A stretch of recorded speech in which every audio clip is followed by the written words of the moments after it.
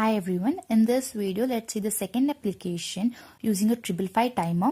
So the aim of the experiment is let the LED change its color for 5 seconds when a switch is pressed. So when we press a switch, one of the LED should glow for 5 seconds and then it should change its color after 5 seconds.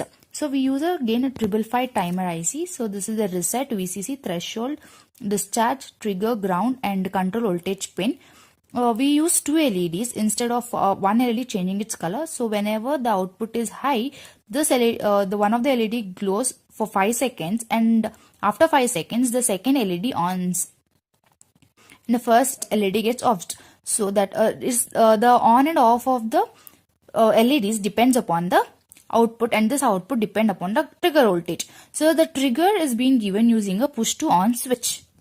The push to on switch operates in this way. So whenever the switch is open, there will be no voltage drop. The trigger voltage will be 5 volt. Whenever the switch is closed, the trigger voltage will be 0 because there will be complete voltage drop. So whenever the trigger signal goes below 1/3 of VTL, since you have not given any control voltage, the VTL will be 1/3. So when it goes below 1/3, the monostable goes to the quasi-stable state, that is VCC.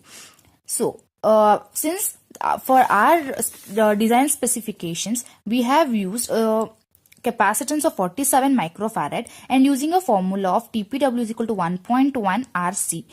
That is, for a LED to glow for 5 seconds and then change its color, the TPW is 5 seconds.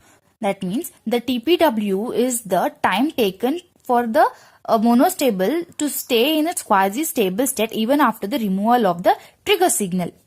So, by using the capacitance value of 47 microfarad, we get resistance as 100K. So, when we use a 100K resistance and 47 microfarad, we can have the design for changing the color after 5 seconds.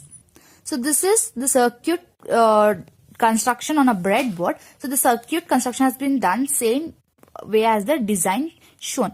We have used two LEDs. This is the LED 1 and this is the LED.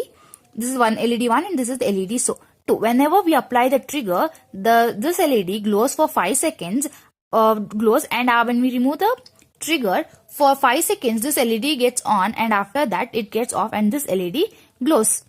We have given the output of the 555 timer to the positive terminal of the LED, which has to be glown for 5 seconds, and its negative terminal has been connected to the ground. And for the second LED, we have connected the output of the 555 timer to the negative terminal, and the positive terminal has been connected to the VCC. So after the connections, let us on the supplies. This wire acts as the push to on switch. So whenever we keep this push to on switch to the ground, the LED, white LED gets glown and the red LED gets offed because the circuit is closed, and there will be a zero voltage drop. That is, V trigger will be 0 volts. So the monostable go to quasi-stable state, giving the output high. So now let us close the switch by connecting to the ground. So the LED gets on. So after we removing this switch, so after we remove, it glows for the 5 seconds, and after 5 seconds the red LED again gets on. So this shows that, so this is how we depict the change in color. So the white LED gets on as soon as we give the trigger signal, and after we remove the trigger, it glows for 5 seconds and the red LED gets on.